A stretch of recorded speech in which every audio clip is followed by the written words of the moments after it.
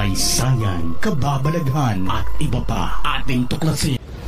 Raul Daniel Abilar Manuel, isa sa mga kongresista na dati nang gustong makaharap ang dating Pangulo at matanong sa kanyang mga naging desisyon at pamamaraan noon sa kanyang kampanya laban sa pinagbabawal na bato. Jackpot ang araw ng November 13, 2024 para sa kabataan representative na si Raul Manuel dahil dumating na nga ang araw na ito nang dumalo sa Quadcom ang dating Pangulo. Ito ang naging resulta ng harapan ng dalawa. The next to interpellate is Congressman Raul Manuel. You have 10 minutes. Thank you, Mr. Chair. Mr. Chair, tanong po natin sa dating Pangulo Rodrigo Duterte. Gusto po natin i-confirm kung totoo na matapos mag-testify dito sa Quad Committee si retired Colonel or dating Colonel Regina Garma, totoo po ba na tumawag si dating Pangulong Rodrigo Duterte sa kanya para ipaliwanag kung bakit INC members kagaya ni Colonel Leonardo ang mainam na ilagay sa key roles dun sa war on drugs? I will not do it, and I will never do it, and I did not do it. Hindi ako mag-explain sa pulis kung ano ang ginawa niya. Ikaw ang managot niyan, hindi ako. Kung may order ako sa pulis, gawain mo yan. At pagka pumutok yan, iyo yan. Huwag mo akong turuin dito kasi trabaho mo yan as a pulis. Hindi kita kailangan. Sabi ko nga, 2 taon ako nagturo sa Police Academy, including criminal procedure and evidence. Hindi lang sophisticated, raw lecture lang. Pero hindi ako nagsabi ng magturo ng gano'n ka-stupid. I mean, you should maybe medyo habulin mo ang utak ko, Adre. Hindi ako ang presidente kung hindi ako. Mr. Chair, linawin ko lang yung tanong. Yung tanong ko po ay kung totoo ba na tinawagan ng dating Pangulo si Colonel Garma matapos mag-testify ni Colonel Garma dito sa Quad Committee. Hindi nga. Bakit ko siya tanungin? Sarili niya yung trabaho. Siya managot. Why would I call anybody? You are a policeman, policewoman, do your duty. Kung nagkaletse-letse yan, you explain to the judge. And if you are not believed by the court, then you go to jail. That is your duty. That is your destiny. Mr. Chair, karugtong po niyan, tama po ba na pinaliwanag na kaya napili si Colonel Leonardo para sa isang key role doon sa war on drugs dahil mapagkakatiwalaan siya sa pera? I do not give money to people. Wala nga akong pati hindi ko pagsayangan yung... Alam mo, kung may pera man ako sa city government, I'd rather buy rice for the tao. Iyang police, may sweldo yan. Kung may operation, magsabi sila, bigyan ko. That's the most that I can do. Kasi magsabi, out of the province, out of the city, they would need gasoline. Alam mo ba, baka, what time malaman mo? Alam mo ba na noon ang police walang gasolina? And there are stations na walang gasolina ang police. Alam mo ba yan? Mr. Chair, muna. At yung mga... Mr. Chair, I think nabanggit na po yan kanina sakyan, dun sa sagot sa mga dati nating mga mambabat. Makinig ka muna kasi... Sandali lang po. Suspended po muna tayo. The reward system. Ganito yan. Lahat ng governors pati mayors ginagawa yan. If there is an operation which is not funded by the police because there is really no money particular money for every crime committed at yung for the operation, lalo na out of town, you have to provide. If it says Davao City, outside of the province, Cotabato, prosecutor kasi ako, so I will begin to count kung magkano. Sabi sir, sa South Cotabato, gaano kalayo yan? Anong gamitin ninyo? May gasolina, pagkain. So, ang pagkanguri ko, pagkain. Bigyan ko yan sila ng, okay, I'll give you 20,000. Tapos, magamit nila yan, gamitin nyo yan. Pag may sobra niyan, magsabi sila, sir, hindi na ubos. Kasi nahuli ka agad. Kasi marami.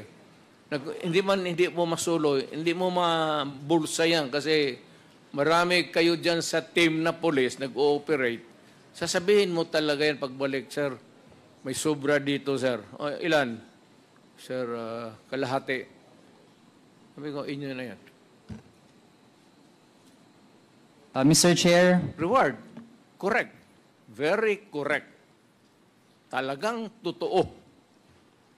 At minsan, bigyan ko pa dagdag.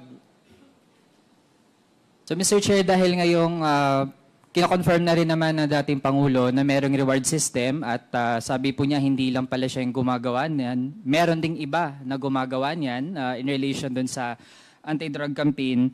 Mr. Chair, I'd like to delve into specific persons na napangalanan na rin dati sa Quad Committee. Nabanggit din ng dating Pangulo sa Senado, merong pong alias Smoking na tagabigay ng pera sa mga pulis para sa drug war operations. Ito pong si Smoking ay bahagi po dati ng Presidential Management Staff. Tama po ba, Mr. Chair? Yes, an employee of the management staff.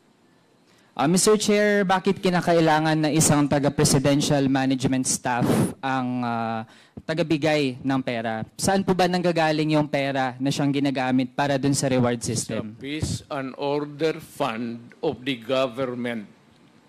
Huwag mo namang sabihin na ako pa ang magbigay doon sa mga pulis. Do not expect me to go down from the office at sabihin ko mag-distribute ako.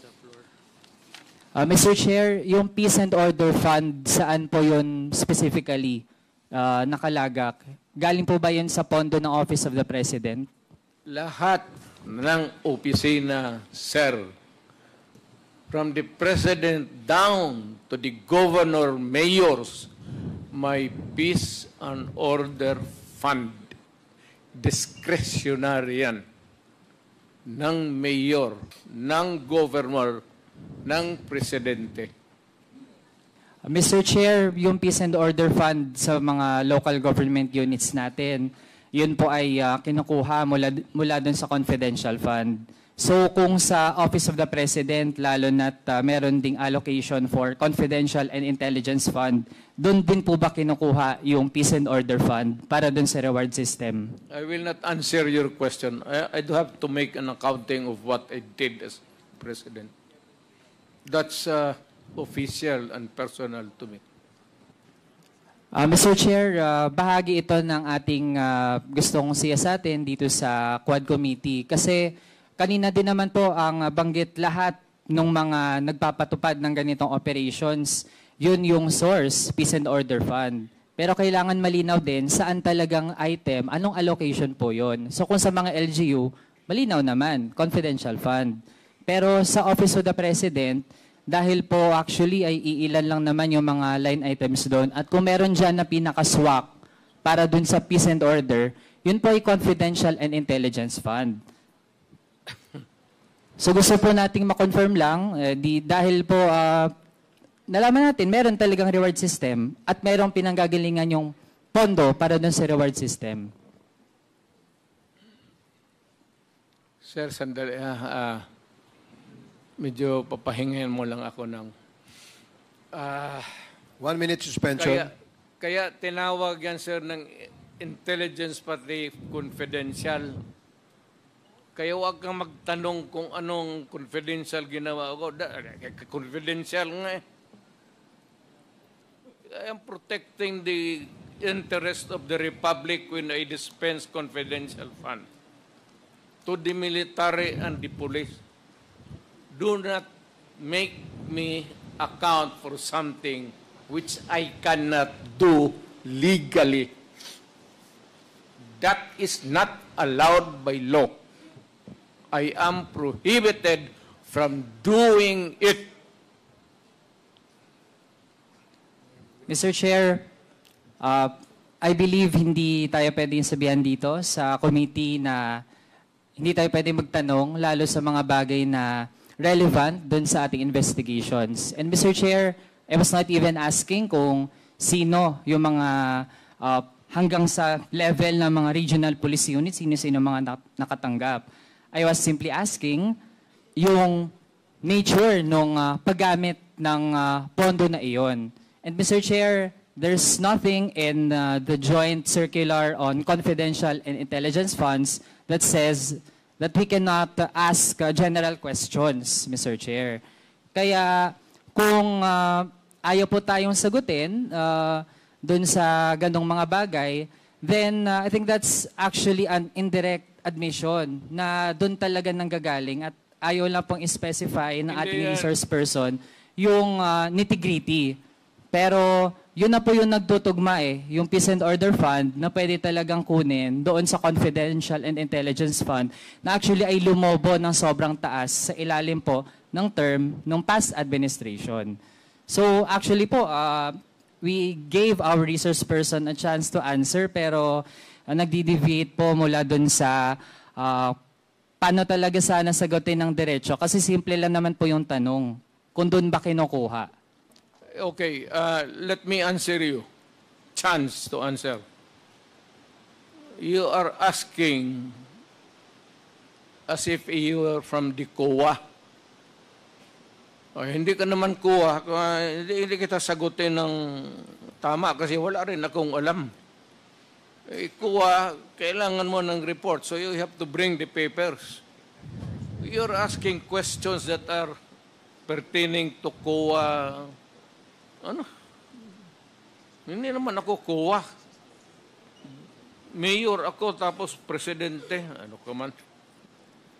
Mr. Chair, ganito po kasi yung tanong natin kasi nung kinlarify natin kung may vetting process ba yung dun sa mga drug list, sabi naman po wala.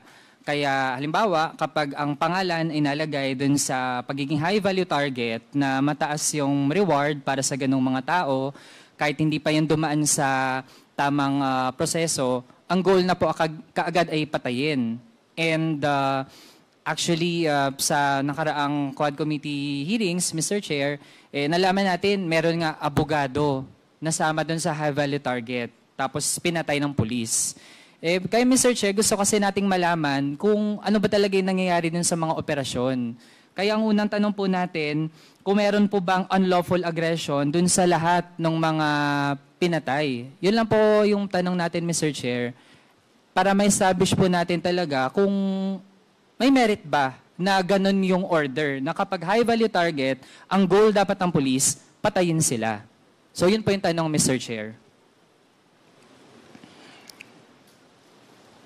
You are using the term unlawful aggression improperly.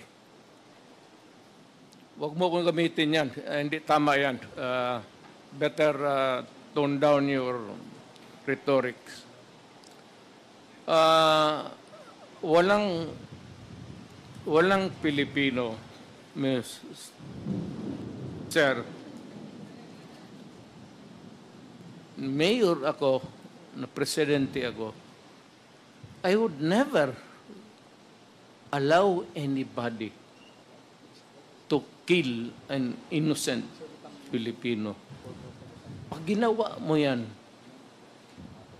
patayin kita. Magtanong ka, lahat ng pulis ng Pilipinas. Pagka pumasok ka ng kidnapping, pinatay mo, Papatayin talaga kita. Hindi kita bubuhayin. Ngayon, ibig mong sabihin na lahat. Hindi, what I'm trying to say is that we are not employees of government out there going about their duties, especially the police. Naawa naman ako dyan sa mga, just to go and shoot innocent people. Ano ito? Hunting safari sa Africa? Basta na lang babarilin mo isang tao na walang rason? Even you, can you do it? Baka patay ka ng tao na barilin mo na walang rason na inosente? How can that be? Give me a common sense reason kung bakit ganon. That you presumptuously, tignan mo, tuloy, nagalit. Siyempre, nagalit na yung langit. Dahil sa